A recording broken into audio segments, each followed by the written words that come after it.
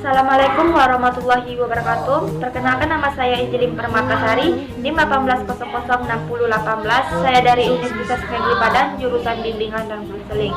Di sini saya akan membuat video tentang teknik konseling perorangan. Materi yang pertama tentang pengertian teknik-teknik bimbingan dan konseling.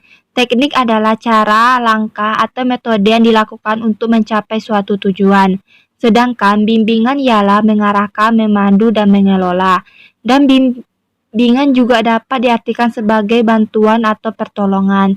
Jadi dapat disimpulkan bahwa teknik bimbingan dan konseling adalah cara atau metode yang dilakukan untuk membantu, mengarahkan, atau memandu seseorang atau sekelompok orang agar menyadari dan mengembangkan potensi-potensi dirinya, serta mampu mengambil sebuah keputusan dan menentukan tujuan hidupnya dengan cara berinteraksi atau bertatap muka.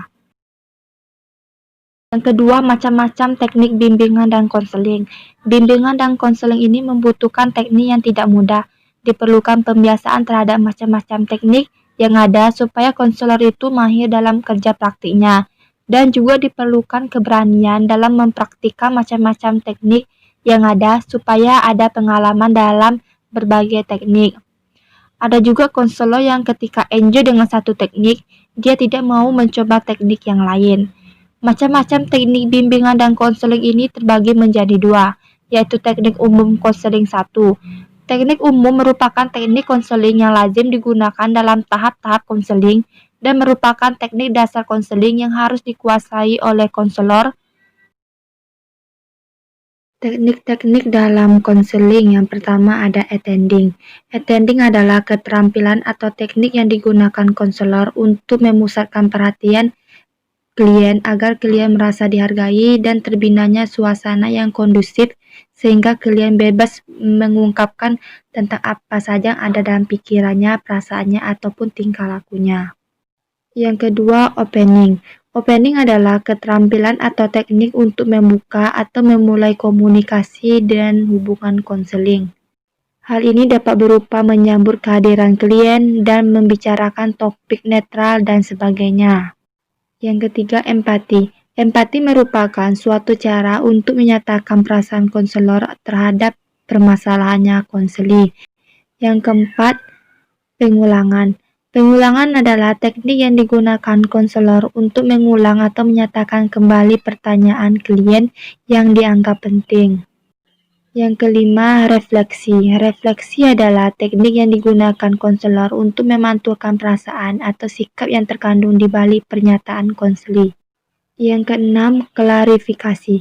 Klarifikasi adalah teknik yang digunakan untuk mengungkapkan kembali isi pernyataan klien dengan menggunakan kata-kata baru dan segar. Contohnya, pada intinya, pada dasarnya, dan lain-lain. Yang ketujuh, eksplorasi. Eksplorasi adalah suatu teknik atau cara bagi konselor dalam menggali permasalahan konseli secara lebih mendalam. Yang ke-8, konfrontasi. Konfrontasi adalah keterampilan atau teknik yang digunakan oleh konselor untuk menunjukkan adanya kesengajaan dalam diri klien, kemudian konselor mengumpanbalikan kepada klien. Selanjutnya, penafsiran. Penafsiran adalah keterampilan atau teknik yang digunakan oleh konselor di mana tingkah laku klien ditafsirkan, diduga, dan dimengerti dengan dikomunikasikan kepada klien. Yang terakhir, pengakhiran. Pengakhiran adalah keterampilan atau teknik yang digunakan konselor untuk mengakhiri komunikasi berikutnya maupun mengakhiri komunikasi konseling betul-betul telah berakhir.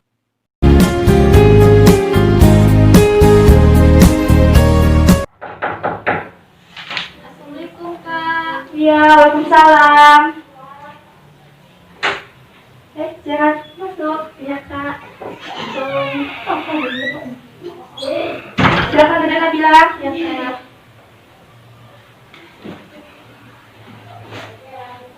Ini Nabila yang ngabarin kakak kemarin ya? Iya. Gimana kabarnya Nabila? Alhamdulillah baik, Kak. Alhamdulillah.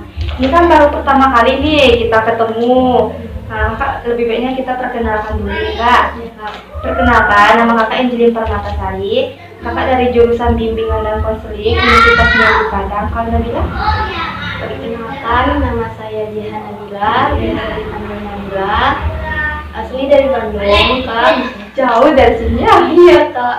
Apa namanya? Ngikutin ayah kan kita tugas ke Jambi. Ya udah deh, kalian sekolah di Jambi juga. Iya. Gimana tuh pertama kalinya kesan-kesannya di Jambi ini? Ya beda jauh sih Kak kalau di Bandung sama di Jambi. Dari bahasanya juga beda. Pergaulannya juga di sini agak beda ketimbang di Bandung Kak. Kalau di sini sih, kalau bisa dibilang sih lebih sopan. Kalau di Bandung sih kan, ya namanya juga kota berkota. Jadi kan, ya bebas kalau di sana. Nabila di Jambi udah berapa tahun? Kayaknya baru awal tahun ini Kak. Masih baru ya? Iya masih baru. Udah ada temannya gitu di Jambi ini? Alhamdulillah udah. Dan juga kan kami udah agak sedikit lancar Bahasa Jambi. ngerti bahasa Jambi. Karena kan beda jauh banget Kak kalau ngomong dari Bandung ke Jambi gitu. Nanya nih, Nabila pernah nggak melakukan konseling di sekolahnya?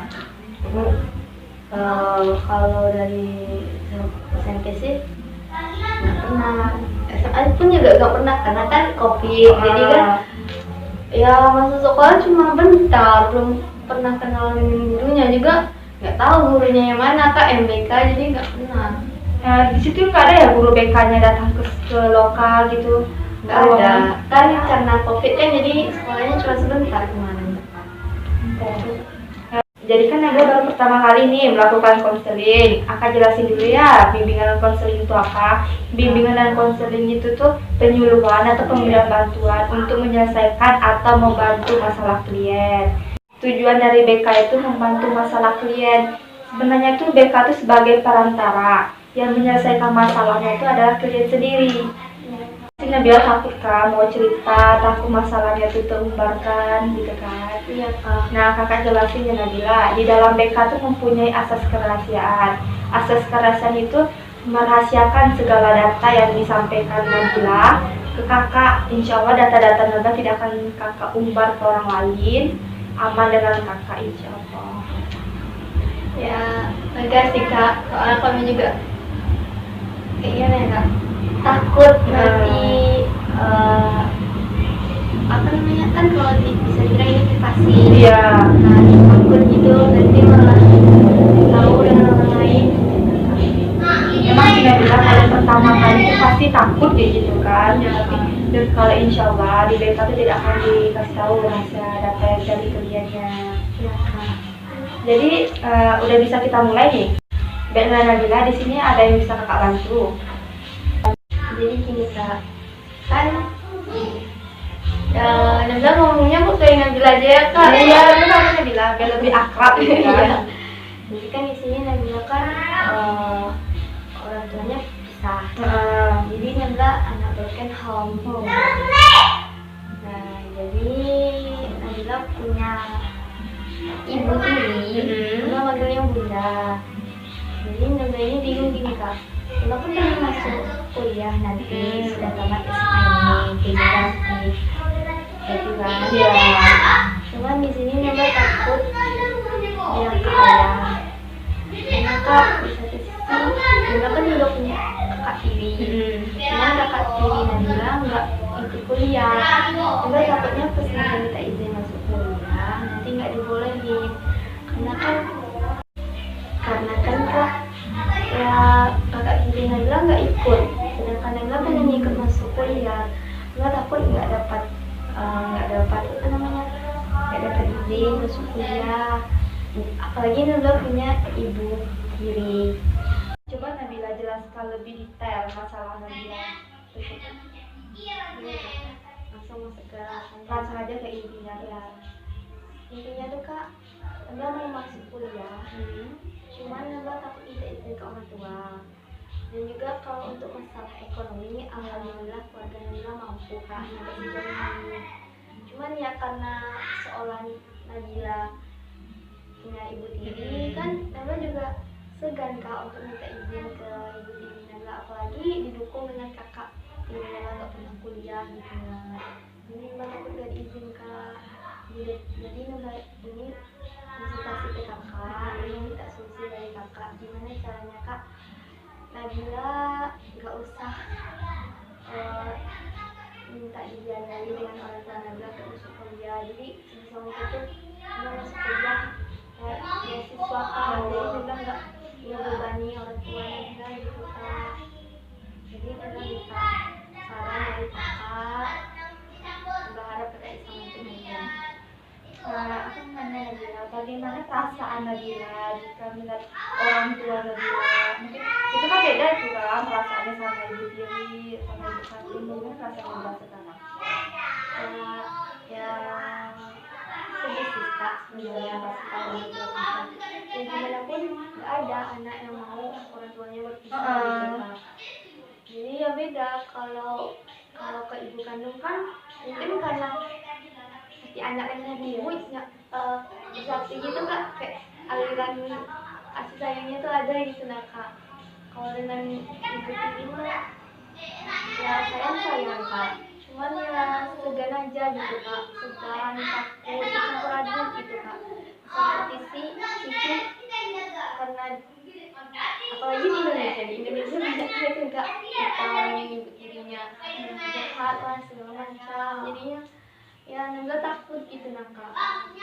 Juga nggak terlalu dekat-dekat banget dengan ibu tiri ya gitu.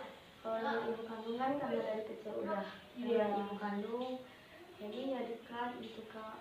Jadi juga kalau dengan ibu kandung kan dia walaupun kita diam tapi dia tahu apa kemauan anaknya, karena kan kita anaknya dari kecil, dia tahu segala sifat kita gitu kak. Kalau dengan ibu tiri ya gimana kak, mau minta dibeliin aja kadang takut, untuk kelengkapan sekolah kadang takut gitu kak, segan apa namanya minta sama ibu tiri itu ya gitu. Kalau Nabila ada nggak merasa perbedaan dari ayah Nabila sekarang selama sama mempunyai ibu tiri gitu? Kalau untuk perbedaan sih kak saat ini sih nggak terlihat, cuman nggak tahu kedepannya gimana kak. Cuman ini menurut Nabila nih kak, kalau ibu kandung kan kalau Nabila minta sesuatu enak gitu kak mintanya, ayah juga tahu gitu nah, karena kan sama kandung Iya. Kalau dengan ibu tiri Nabila yang ngerasa berbeda gitu dengan ayah. Nabila mau minta ke ayah untuk beli misalnya ke sekolah, ayah pasti takut dengan istri barunya gitu kan. Nah juga sayang gitu kak dengan istri baru mah, jadinya ya beda gitu cara nanggapin ayah pas dengan ibu kandung sama dengan ibu tiri sekarang. Mungkin ayah pun juga ngerasa nggak enakan gitu dengan ibu tiri Nabila pas Nabila minta beli gitu, mau beli sesuatu sih ayah juga takut dengan ibu tirinya, karena ya gimana kak, segan gitu. Lain aja rasanya perbedaannya pas ayah punya istri baru, cuma kan nggak terlihat banget kak mungkin dengan ayah juga mungkin nggak kerasa, mungkin menurut dia nggak ada yang berubah gitu. Baik-baik aja ya, gitu ya. cuma kan menurut Nabila ada sedikit tapi nggak terlalu menonjol gitu kan. Nabila ada nggak, masih ada nggak merasa kasih sayang dari ayah Nabila sampai sekarang ini? Untuk persisnya sih masih tahu, cuman ya beda aja gitu kak rasanya. Suasananya baru lagi gitu ya? Ya suasananya baru, adaptasi baru lagi gitu dengan ibu tiri sekarang gitu. Kalau untuk kasih sayang sih insya Allah sampai sini masih, tapi nggak tahu ke depannya gimana kak. Doakan aja yang terbaik ya. Iya. Nabila berapa saudara? Ini saudara kandung atau Saudara kandung. Saudara kandung sih Nabila punya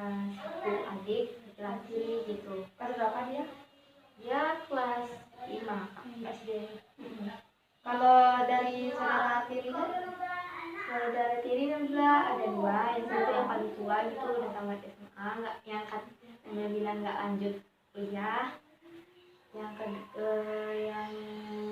kedua yang apa namanya yang diri adik baru kelas 3 kayaknya kak.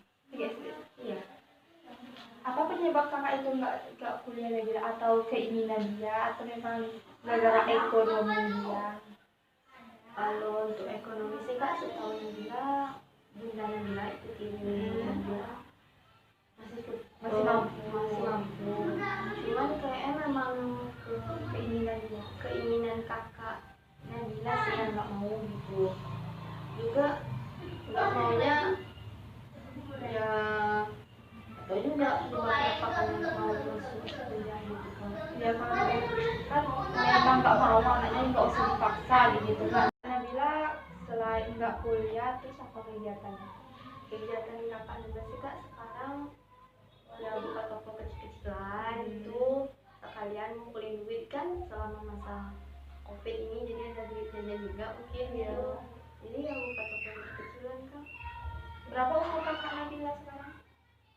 Wah itu mah nggak tahu Nabila kak, soalnya kan orang tua Nabila, ayah nikahnya juga baru-baru kak, jadi ya paling 20-an kayaknya kak umurnya, tapi nggak tahu juga soalnya nggak pernah nanya gitu.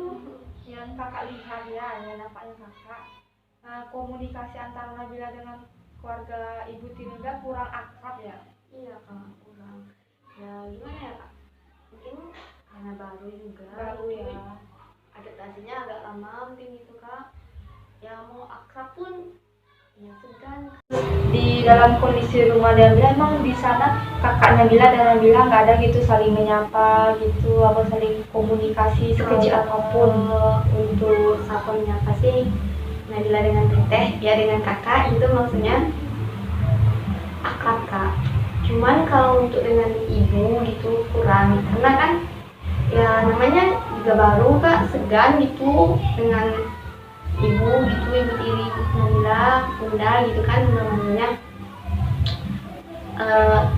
Akrab, cuman nggak terlalu gitu kak. Kalau untuk dengan kakak sih sapa, akrab malah, karena masih muda juga kak, jadi akrab Masih enak lah ya. ya.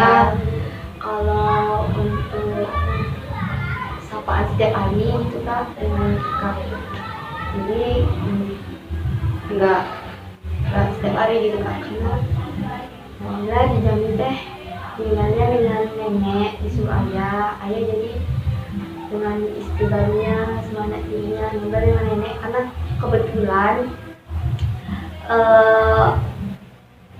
ibu tirinya teh aslinya orang Jambi, jadi sekalian karena nenek dari ibu tirinya bilang nggak ada yang rawat, karena juga ayah asli Nabila tinggalnya dengan nenek datuk kak di Jambi. Tapi kalau ketinggalan nenek datuk, Nabila tetap kadang-kadang tidurnya di tempat ayah gitu, seling gitu kak. Jarak tempat rumah nenek Nabila sama rumah Nabila jauh nggak? Lumayan sih kak, nggak terlalu jauh gitu. Kita kembali ke masalah awal yang Nabila. Nabila tadi kan bilang kalau Nabila pengen mau kuliah, tapi tak lihat kondisi gitu. Keinginan Nabila untuk kuliah itu besar apa enggak? Besar kak, karena Nabila pengen gitu lanjut kuliah jadi orang berhasil gitu kak. Karena kan orang tua Nabila juga pendidikannya nggak terlalu lanjut gitu kak, kayak keinginan Nabila gitu. Jadi Nabila pengen masuk kuliah, Nabila pengen suatu saat nanti Nabila dapat banggain orang tua. ya gitu. Kuat sih kak, pengen bantu kuat. Nabila rencananya mau masuk mana universitas mana? Karena ini keinginan Nabila dari dulu kak, masih insya Allah kalau ada jalan Nabila pengen masuk UGM kak di Jogja. di Jogja. Ya. Karena ya nggak tahu, karena keinginan sih kak pengennya masuk UGM di Jogja, karena nggak tahu ya, karena udah tekad dari semenjak ambil MTS, pengennya nanti lanjutnya di UGM kalau ada rezeki insya Allah. Apa alasan Nabila memilih UGM? Kan masih banyak tuh universitas lain yang lebih bagus dari UGM. Nah, nggak tahu kak, mungkin nggak tahu juga. Cuma keinginan aja kan? Iya, Dari situ. iya tertarik gitu. Heeh. Apalagi destinasi di Jogja, kan Jogja itu daerahnya klasik gitu Iya. kan. Jadi kepengen aja gitu kak pergi ke Jogja. Kalau di Jadi yang kakak tangkap dari cerita Nabila sama Nabila bercerita kakak, Nabila bahwa Nabila tuh ada mendapatkan prestasi gitu kan di sekolah. Nah, di kuliah tuh kan banyak jenjang Nabila, ada jenjang SN itu yaitu melalui jalur undangan, SB melalui tes, terus ada jalur mandiri dan jalur prestasi. Nabila kalau memang nggak mau gitu kan jalur tes, bisa melalui apa SN, jalur undangan dari sekolah Nabila bisa dapatinnya. Nah, jalur prestasi Nabila kan ada tuh, banyak pasti ada tuh piagam-piagam minta gitu kan. Nah, bisa Nabila masukin ke kampus Nabila yang Nabila pengen itu, insya Allah kan bisa ditolongkan dengan pihak kampus kalau keinginan Nabila. Ayo kawan guru pembimbing, kembangkan potensi siswa, tempa wawasan dan keterampilan.